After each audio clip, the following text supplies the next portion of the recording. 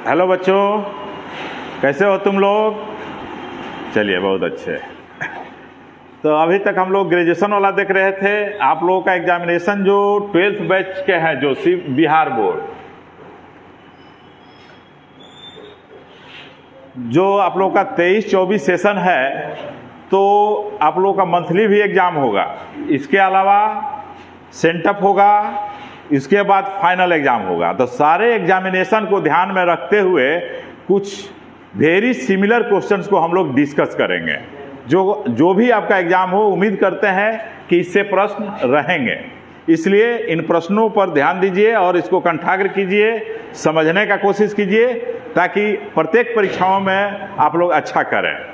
अभी हाल फिलहाल आप लोग का एग्जाम जो है कि होने वाली है, जिन लोगों तो उन लोगों के लिए ये रामबाण साबित होगा। इसलिए अब देरी नहीं करते हुए हम लोग स्टार्ट करते हैं, क्योंकि इसमें सेट दिया गया है। जिस तरह से एग्जामिनेशन में प्रश्न पूछा जाएगा, उसी तरह का सेट्स हमने तैयार की है, जो कि very similar to the each and every examinations which ever you want to give, you want to appear. It means monthly exam हो, सेंटअप एग्जाम हो या फाइनल एग्जाम हो, तो सारे एग्जामिनेशन को ध्यान में रखते हुए इन प्रश्नों का संग्रह किया गया है।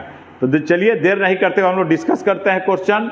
देखिए, सेक्शन ए में आप लोग जैसा कि जानते हैं कि ऑब्जेक्टिव क्वेश्चन रहेगा नहीं, तो कोई भी एग्जाम हो उसमें आपको ऑब्जेक्टिव रहेंगे। नंबर ऑफ क्वेश्चंस कम बेसी हो सकते हैं। फाइनल एग्जाम में जैसे कि आपको 100+ रहेगा, जिसमें कि 50 का जवाब देना है। अगर मंथली एग्जाम दे रहे हैं तो उसमें 25-30 क्वेश्चन रहेगा, जिसमें कि आपको 20 का जवाब देना पड़ सकता है। तो वहाँ तो डायरेक्शन लिखा हुआ रहेगा। तो खैर, हम लोग क्वेश्चन को देखते हैं, जो बहुत इंपॉर्टेंट क्वेश्चन है। पहला क्वेश्चन है, snakes are seen among dash in my grand mother's house. Option आपका है बेड्स, बुक्स, टेबल्स और चेयर्स। तो यदि आप ग्रैंड मदर्स हाउस पोएम पढ़े होंगे तो आप देखे होंगे कि वह कहाँ पर स्नेक्स देखा गया, तो बुक्स के अंदर। यानी आपका आंसर क्या होगा? बुक्स होगा। देखिए, दूसरा क्वेश्चन है कि they dash him chairman, choose the correct option. ये ग्रामर का सेक्शन है। तो देखिए, यहाँ क्या होगा? इलेक्ट होगा, इलेक्टेड होगा, इलेक्टिंग होगा, विल इलेक्टेड होगा। तो उन लोगों ने उसे जो है कि चेयरमैन के पद पर क्या किया? इलेक्ट किया। यानी कि आंसर होगा बी, यानी सिंपल पास्ट टेंस। यदि ग्रामर अगर कहीं भी आप पढ़े होंगे तो इसको समझ लीजिए कि इलेक्ट यहाँ सिंपल प्रेजेंट को शो करेगा। विल इलेक्टेड तो कभी होगा नहीं, क्योंकि मॉडल के बाद भीतरी आता ही नहीं है, और इलेक्टिंग बिना ऑक्सिलरी वर्ब का प्रयोग होगा ही नहीं। इसलिए आपका आंसर क्या होगा? इलेक्टेड होगा।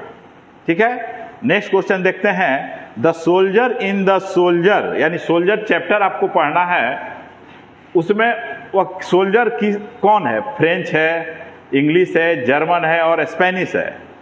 तब पढ़े होंगे तो आप जानते होंगे। अगर नहीं पढ़े हैं तो जान लीजिए कि वह सोल्जर किसके लिए आया है? इंग्लिश सोल्जर के लिए। यानी आपका आंसर हो जाएगा बी। नेक्स्ट क्वेश्चन देखते हैं अब, फोर्थ। तो देखिए, फोर्थ क्वेश्चन है कि the food in Indian villages was served on dash leaves. तो बोलिए क्या होगा? बनाना, पीपल, मैंगो, पपैया। तो इंडियन विलेजेज में कहाँ सर्व, किस चीज के पत्ते पर होता था सर्व भोजन? तो बनाना। तो यहां क्या होगा आपका?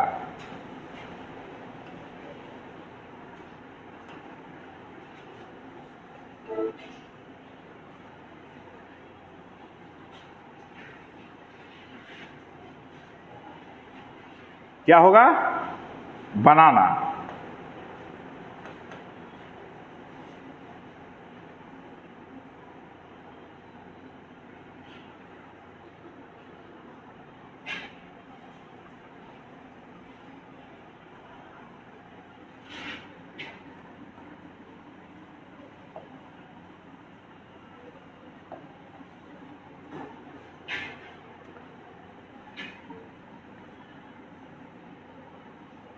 कितना नंबर क्वेश्चन था जी? हम लोग देख रहे थे। हाँ, the food in Indian villages was served on banana leaves. यानी कि आपका आंसर हो जाएगा बनाना। ठीक है, इसको थोड़ा फैला देते हैं, विजिबल है।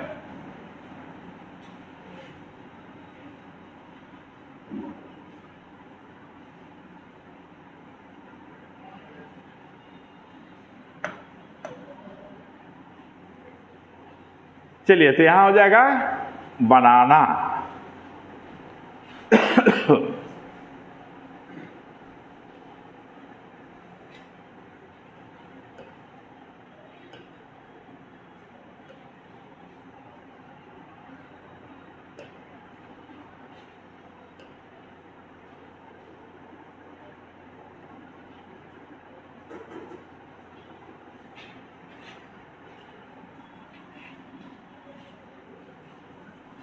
Where is the first page?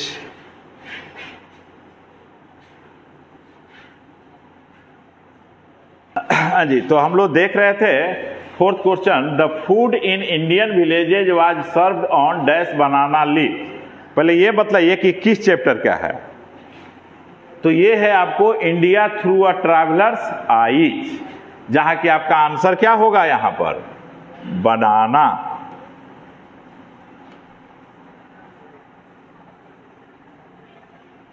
यहां आंसर होगा बनाना।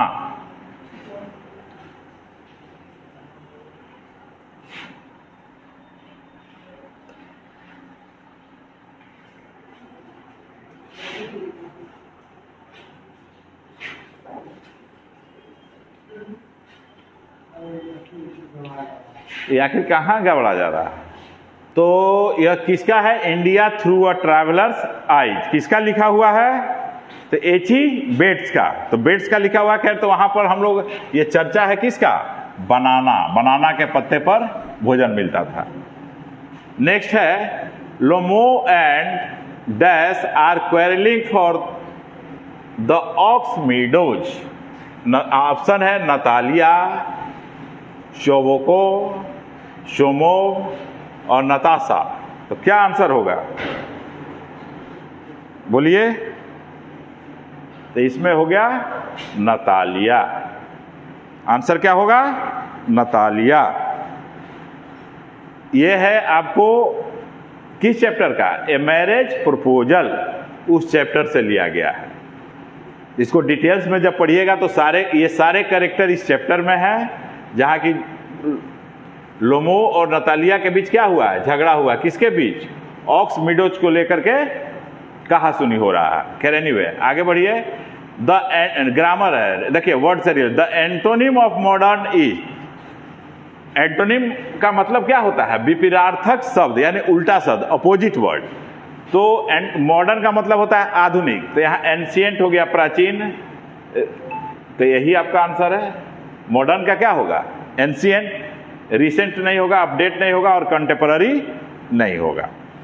ठीक है। नेक्स्ट क्वेश्चन है, when is censorship imposed on press. पहले ये बतलाइए कि ये किस चैप्टर का है।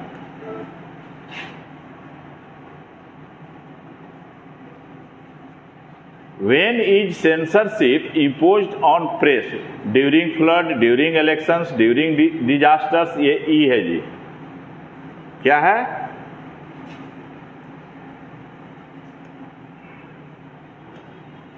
यहां पर आंसर क्या होगा, ड्यूरिंग इमरजेंसी। और यहां पर देखिए डिजास्टर्स, यहां सी नहीं है, ये ई है। तो किस चैप्टर का है, the how free is the press, किसका लिखा हुआ है, बोलिए। तो लेयर्स का। खैर एनीवे, आगे देखते हैं। Women have to observe various customs and traditions during cooking, having bath, education और pregnancy. Women have to observe various customs and traditions during, बताइए किस चैप्टर का है, बोलिए। तो यहां आपको आंसर हो जाएगा कुकिंग। नेक्स्ट है, dash die in large numbers in winter. Human beings, birds,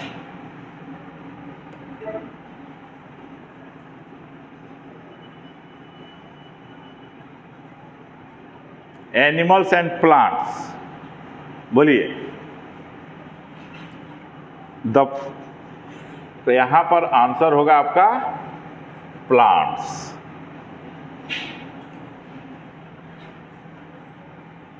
the teacher set some homework dash the end of the lesson. देखिए ग्रामर है, यहां प्रीपोजिशन आपको भरना है। The teacher set some homework dash the end of the lesson about, in, of, at. तो बताइए क्या होगा?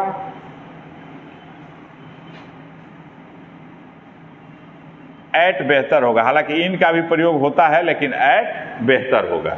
ठीक है,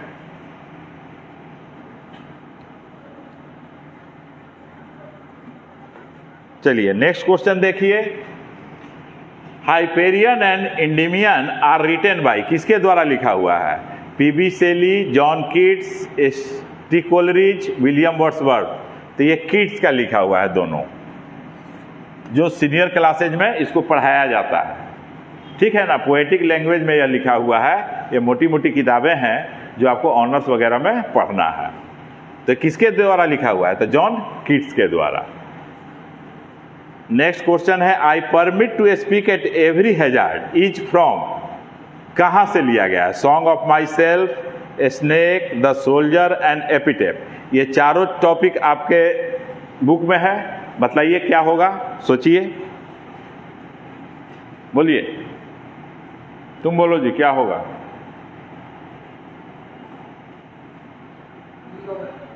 I permit to speak at every hazard, song of myself, the soldier, snake and epitaph. तो song of my self पर। ठीक है, नेक्स्ट क्वेश्चन है 13 देखो, ग्रामर का सेक्शन है। How dash do you want, choose the correct option. Much, few, some, little. How much do you want, यहां पर देखो नोट ऑफ इंट्रोगेशन छूटा हुआ है,